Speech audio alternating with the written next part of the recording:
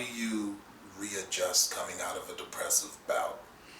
Like, is there a routine you have for, I fell off the bandwagon? Actually, yeah, let's start there, and then I have another question for you. Sometimes you don't really know you fell off until you are all the way off. Yeah. It's like you're in a boat and you don't realize you've drifted all the way. You like fell asleep in the boat, and then you woke up and you didn't realize you drifted all the way away from the shore. You was just trying to chill. You was just chilling. You thought you was going to get a little ride down and you was going to come back, but you're way out now. Can't even see the seagulls anymore. You can't even see it. Now you're in a panic because you didn't see this. Yeah. And so then you have to go through this process of trying to get yourself back to shore, and it's exhausting, and nobody knows you're doing it because, again, we're experiencing time differently. Nobody knows that there is a whole 40 years happening in your mind of trying to get through your shit. Yeah. You know? And so it's hard. It's hard because, again, people see, like you said, people see you doing better. They expect that's... They think that's it. That's like, it. No, you good. You good. Yeah. And so to see you back into a space, it's like almost kind of feels shameful in a way. It's like, how did I get back here? I've done so well. How did I get back here?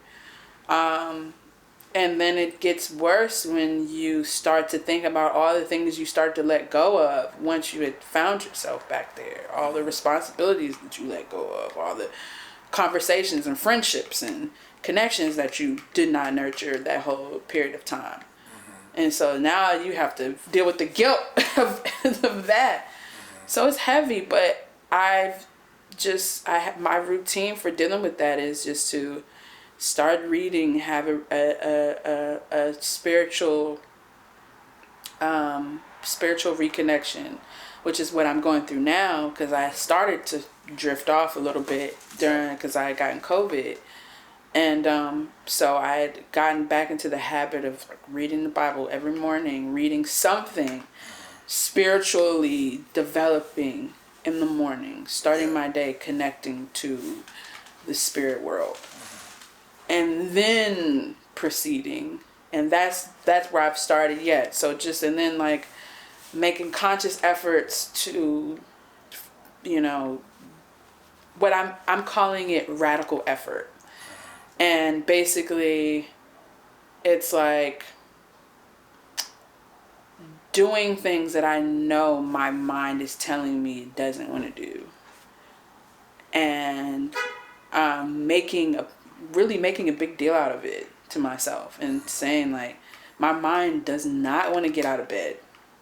And so it's like, it's radical for me to get out of the bed. It's radical for me to brush my teeth sometimes. It's radical for me to take a shower.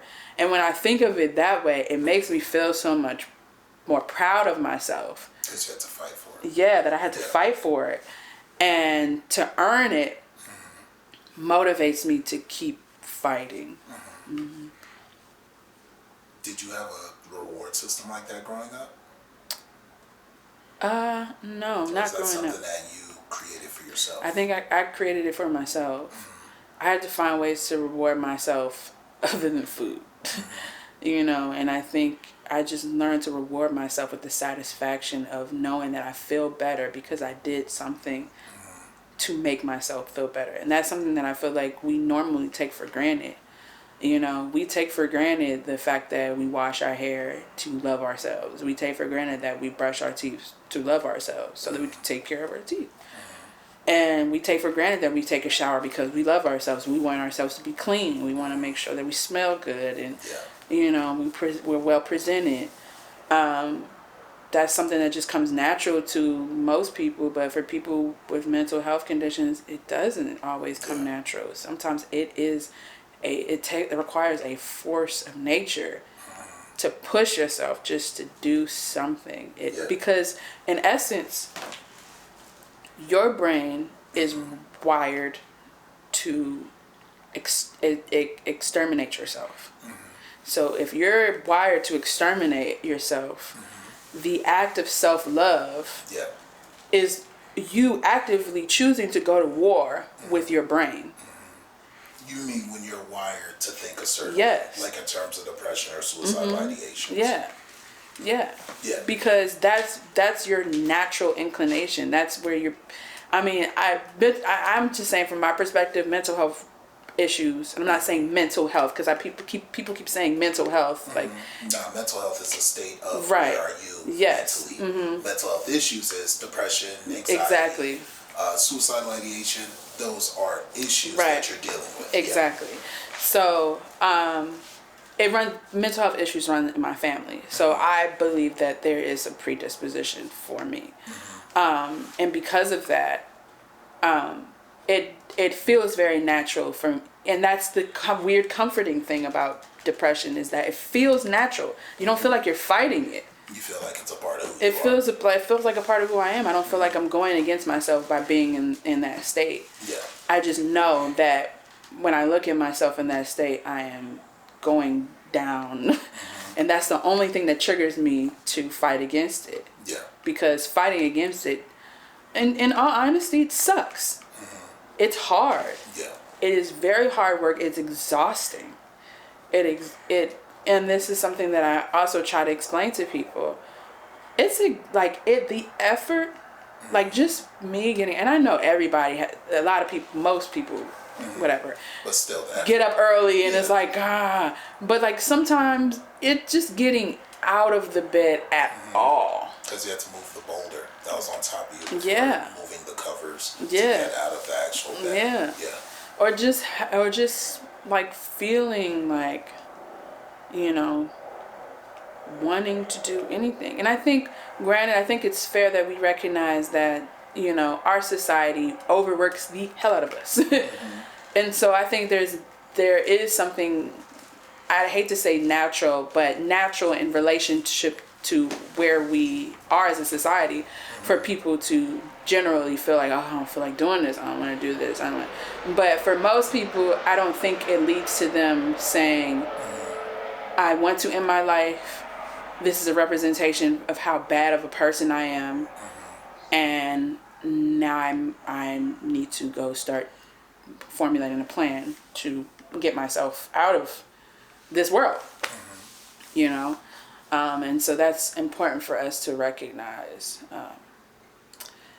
Is the headspace of someone who suffers from suicidal ideations the same as someone coming out of a depressive episode? The headspace. Are there similarities? Yeah, the similarities. I think is just that feeling that you're on a crossroad, and that everything that you do is important. Whether it's to, like everything has way more meaning. Because it feels like it literally feels like life and death. If I don't make this decision, ultimately I am going to die. Even if that decision is, if I don't go play basketball today, because I started playing basketball every day. If I miss a day, then ultimately I'm going to die because I am now starting to break my routine. And once I start breaking my routine, then that means more routines that have kept me healthy are going to be broken. Yeah. And eventually I'm going to lead back into a state of depression. Or, if I'm already suicidal, it's a battle really about, the battle is really about literally staying alive, because in that sense, once you're in a state of suicidal ideation, it is a slow death. It's a slow death. And that's something that I don't think people understand. Explain that. Because once you, and this is just, again, this is the way I process it. Right. Yeah. Once you pattern your brain to thinking of or having a certain intention that you feed it every day, just like I have the intention to walk and I set it in my brain, and then all of a sudden I get up and I start walking, or I have intention to move my hands or intention to talk. Once that becomes a part of your intention every day, that's your diet, your body is going to respond to that. Yeah.